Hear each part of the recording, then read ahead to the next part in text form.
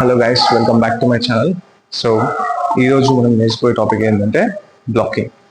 So జనరల్గా మీరు ఎప్పుడైనా ఆలోచించిందా, అపోనెంట్ ఎప్పుడు టాప్ స్పిన్ కొట్టినప్పుడు మీరు దాన్ని రిటర్న్ పంపించలేకపోతున్నారు, స్మాష్ కొట్టలేకపోతున్నారు, or you cannot return it as a top spin. Okay, so or back spin ఇప్పుడు ఎలా రిటర్న్ చేయాలని. సో బ్లాకింగ్ ఈజ్ ద వే.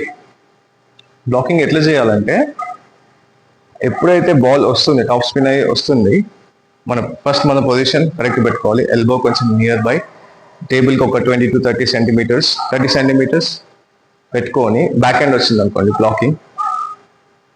ఎప్పుడైతే బాల్ ఇక్కడ పడి లేస్తుంది, మనం జనరల్గా కౌంటర్స్ ఇలా దూరం నుంచి డ్రైవ్, లూప్ షాట్స్ అనే కొంచెం డిస్టెన్స్ నుంచి కొడుతూ ఉంటాం.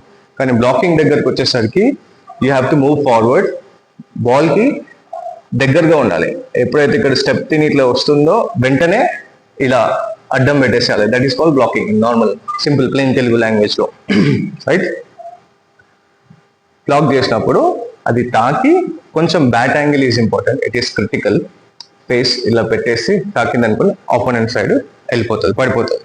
ఓకే, అది first beginner level of blocking.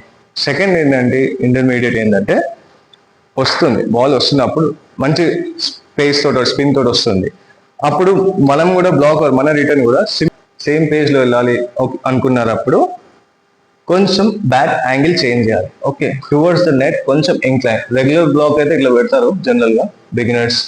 కొంచెం advance, not advance, intermediate players అయితే ఇలా కొంచెం యాంగిల్ కరెక్ట్ పెడతారు. కొంచెం పుష్ లాగా కూడా ఉంటుంది, వచ్చినప్పుడు తాకినప్పుడు డైరెక్ట్ వెళ్ళి అక్కడ పడుతుంది. So it has a pace, regular కంటే కొంచెం బెటర్ బ్లాకింగ్.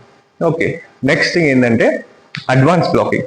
అడ్వాన్స్ బ్లాకింగ్ ఏంటంటే, బాల్ పడుతుంది స్పిన్ అయ్యి, టాప్ స్పిన్ అయ్యి, అప్పుడు జనరల్గా ఇలా పెడితే డైరెక్ట్ వెళ్ళి అతనికి ఫోర్ హ్యాండ్ లో పడిపోతుంది. If he or she is right handed person.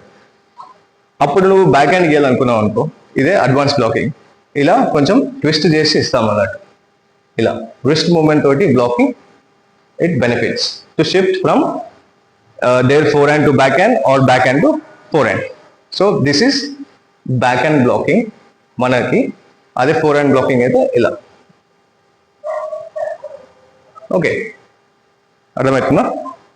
Yeah, so this is blocking techniques. మీరు డెఫినెట్గా యూజ్ చేయండి. బ్లాకింగ్ మీకు చాలా హెల్ప్ఫుల్ అవుతుంది. Yeah, thanks for watching this video.